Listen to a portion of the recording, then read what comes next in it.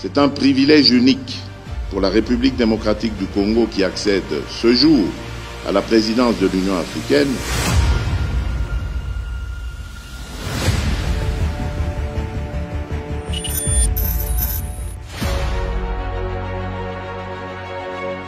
Un privilège obtenu de ses pairs, un apostolat accompli avec abnégation et une conviction pour le bénéfice du peuple de l'Afrique.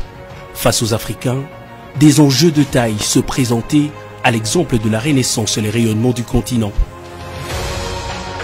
La paix et la sécurité, la santé, le changement climatique, le combat contre le terrorisme, les impacts de la migration, ou encore le contrôle d'une démographie de plus en plus galopante.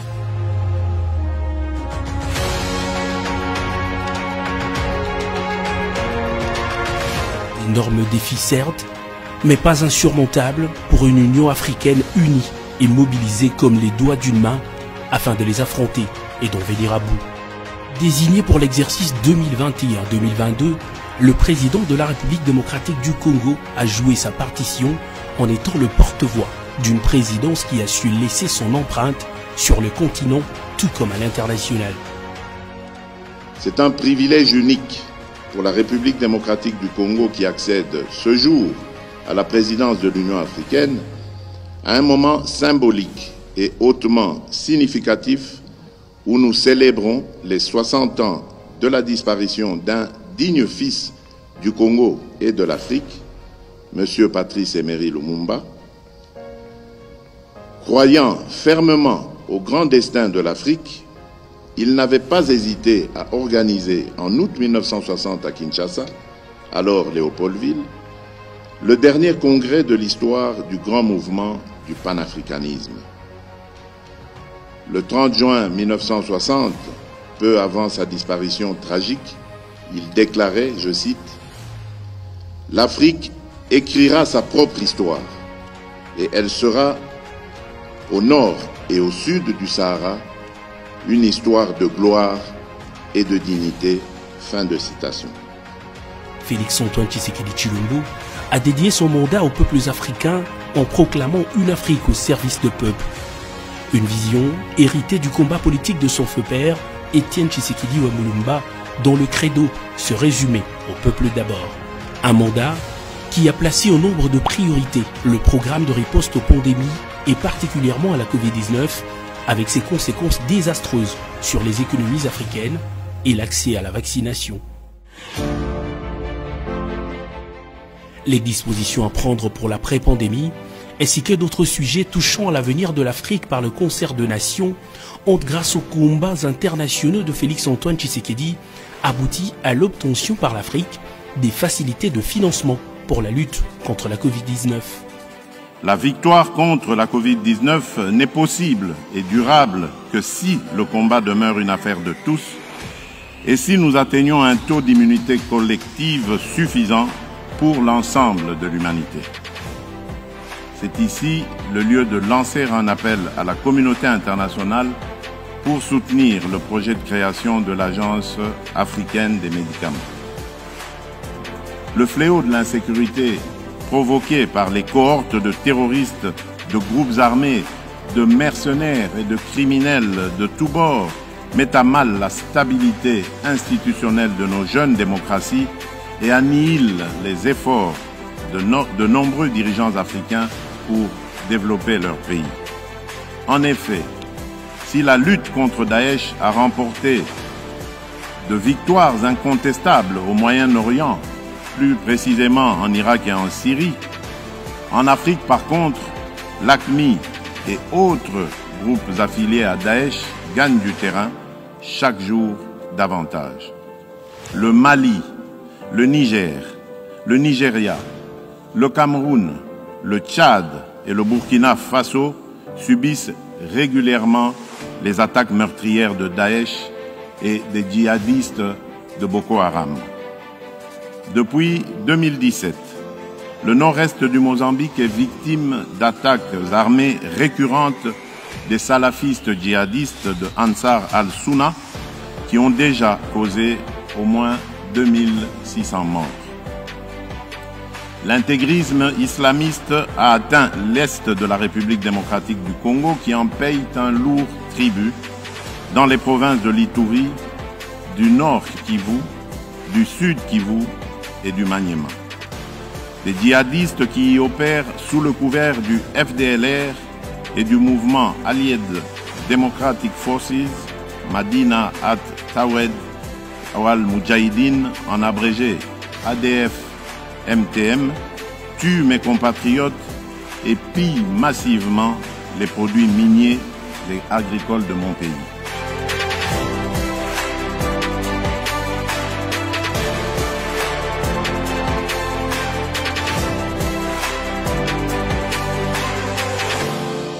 Il en est de même de sa médiation dans les différents conflits qui émaillent le continent, avec en toile de fond les différends autour du Nil. La poursuite des négociations tripartites à Kinshasa a cet avantage de pouvoir sortir ces négociations du virtuel pour le présentiel physique. Elle peut être considérée comme une étape importante, un événement majeur, un pas décisif, mais elle ne constituera véritablement un tournant capital que par le contenu que tous ensemble nous lui donnerons, si nous sommes animés par la détermination et le courage de surmonter les obstacles. Au bénéfice de l'Afrique, il faut créditer également la contribution du président en exercice de l'Union africaine aux défis écologiques et environnementaux de la planète. À la COP26, l'occasion a été donnée au président Félix-Antoine Tshisekedi de mettre en exergue le bassin du Congo dont l'absorption des gaz à effet de serre. Le temps des projets pilotes est terminé. Nous ne pouvons plus attendre, nous devons agir ensemble et vite.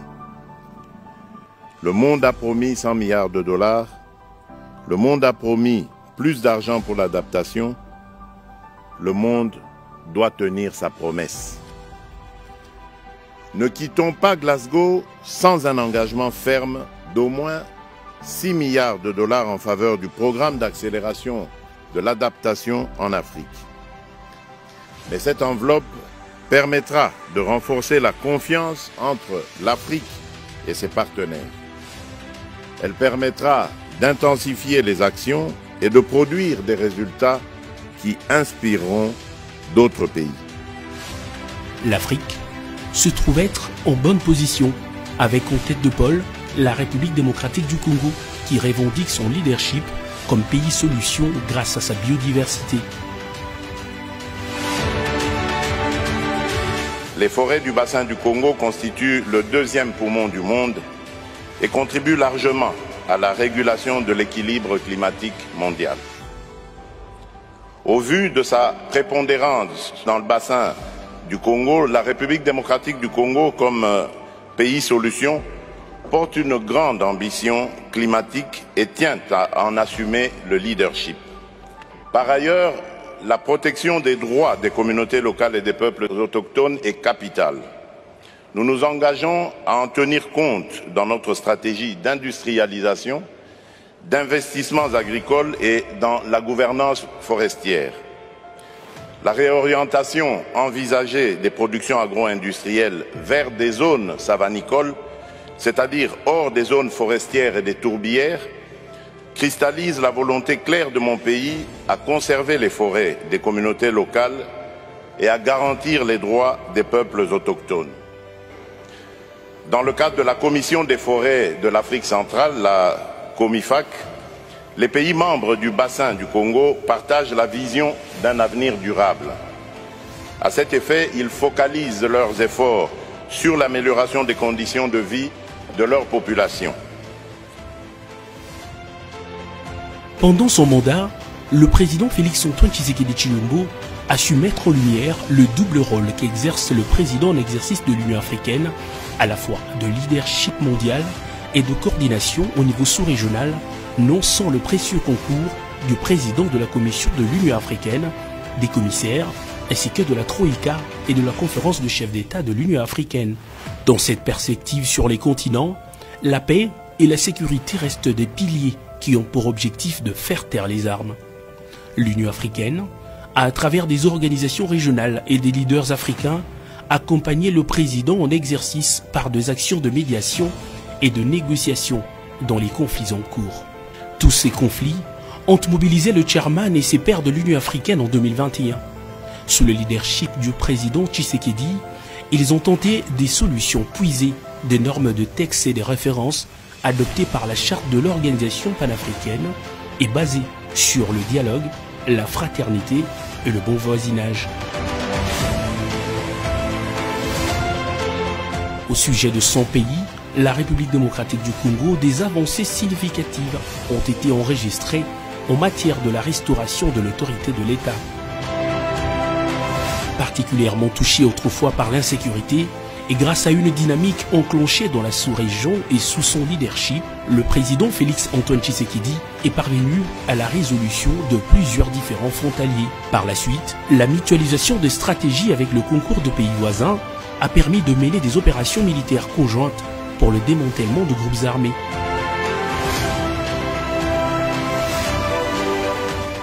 Ce résultat encourageant ont convaincu la communauté internationale à appuyer techniquement et logistiquement le processus en cours.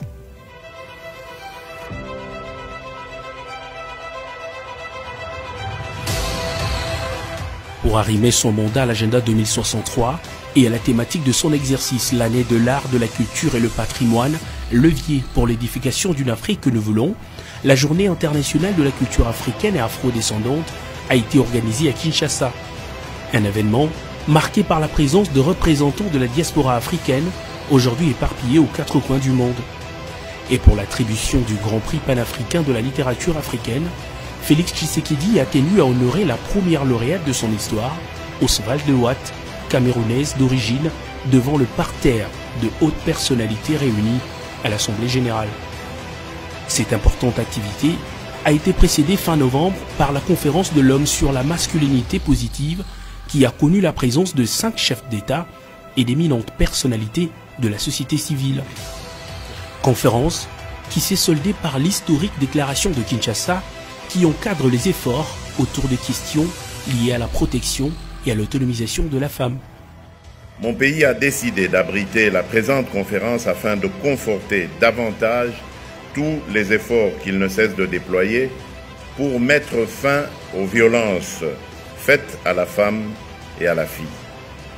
Je suis convaincu que les résultats qui découleront de ce premier sommet ouvriront un nouveau chapitre dans les efforts de nos États respectifs en vue d'éliminer les violences faites à la femme et à la fille dans notre continent. Au terme de son mandat, à la session ordinaire de la 35e Assemblée générale de chefs d'État et de gouvernement de l'Union africaine, Félix Antoine Tshisekedi Tshilombo, à l'instar de ses prédécesseurs présidents en exercice de l'Union africaine, s'en va la tête haute et apaisée en transférant avec optimisme et fierté le 5 février 2022 à Addis Abeba le bâton à son éminent successeur Macky Sall, président de la République du Sénégal, pour de perspectives encore meilleures sur les continents. Le nouveau chairman de l'Union africaine, aussitôt assis dans son siège, a plébiscité au nom de l'Assemblée le président sortant, champion de la masculinité positive.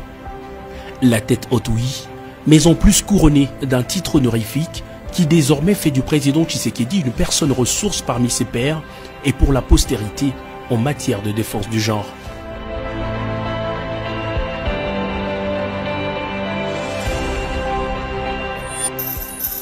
Il laisse des traces indélébiles parce que c'est une présidence marquante de l'Union africaine, un véritable tournant.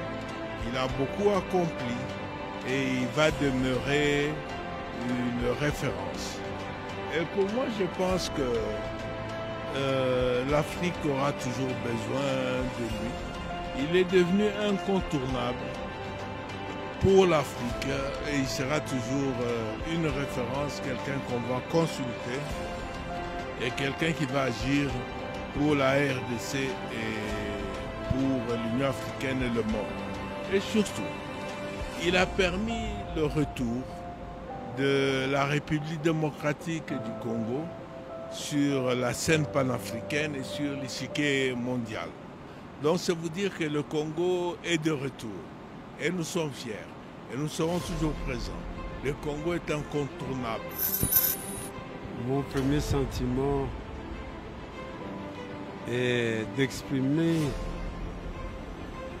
une grande fierté pour le travail qui a été accompli par le président Félix-Antoine Tshisekedi en tant que président en exercice de l'Union africaine. Une année qui a été consacrée aux arts, à la culture et au patrimoine. Et parler des arts, de la culture et patrimoine, c'est en fait mettre l'accent, mettre le curseur sur le peuple.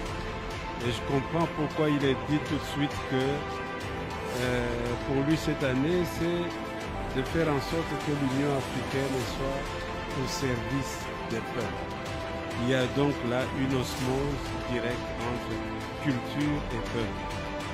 Je voudrais d'abord rappeler que c'est au cours de ce mandat que la charte de la renaissance culturelle africaine qui a été votée en 2006 à Khartoum et qui n'avait jamais obtenu suffisamment de ratifications des États membres, cette charte a pu obtenir au cours de cette année toutes les ratifications attendues. Aujourd'hui, si nous avons des initiatives personnelles africaines en ce qui concerne par exemple la mise sur pied des vaccins au niveau local, c'est parti de l'initiative du président Tshisekedi qui a voulu que, au-delà des efforts qu'on est en train de faire pour